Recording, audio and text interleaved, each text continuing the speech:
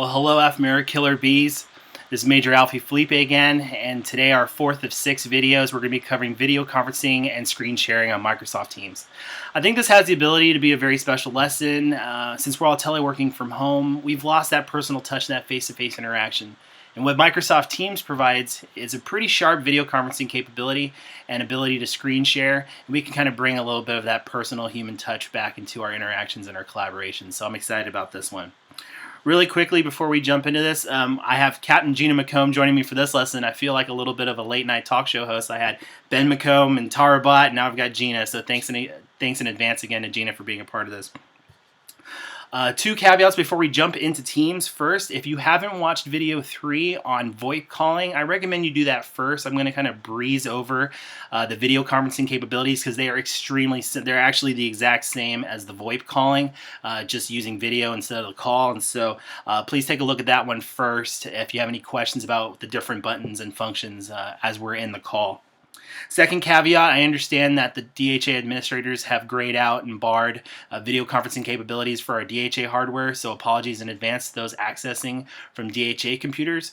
It's just another reason, though, I would like to foot stomp that you consider looking into Microsoft Teams for your personal computer or mobile device so you can have this video conferencing, this pretty sharp video conferencing capability.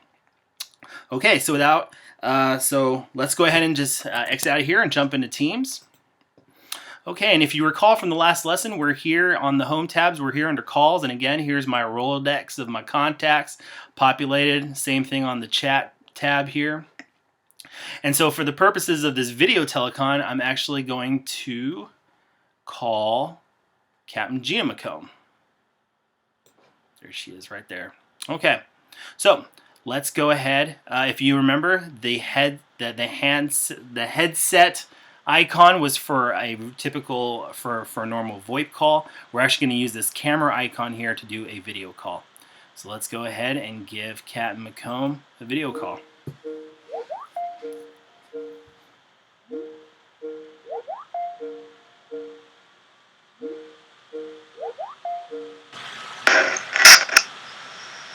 Hi, sir.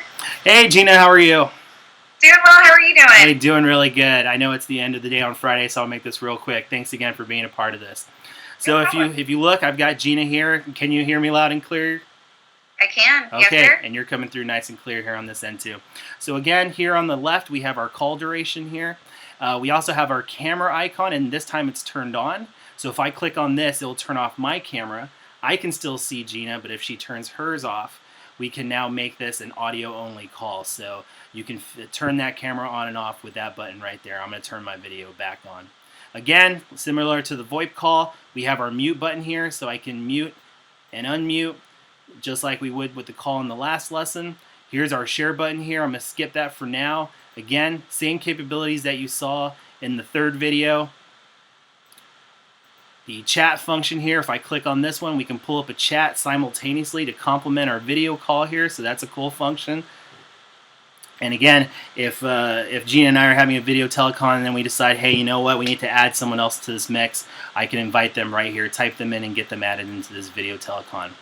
Okay, the important part of this lesson is how to share your screen. So if I'm having a video telecon, I have multiple people up on the screen. It kind of looks like, a Hollywood Squares type of setup here.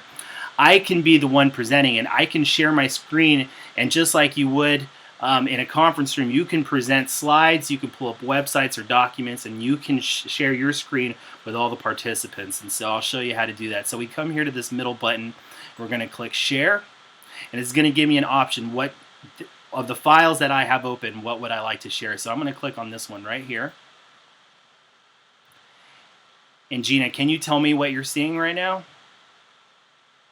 I can see your slide saying video number 4, video conferencing and screen sharing on Microsoft Teams. All right, perfect. So that's exactly what I'm looking at here, and you're probably watching me drag my mouse across the screen.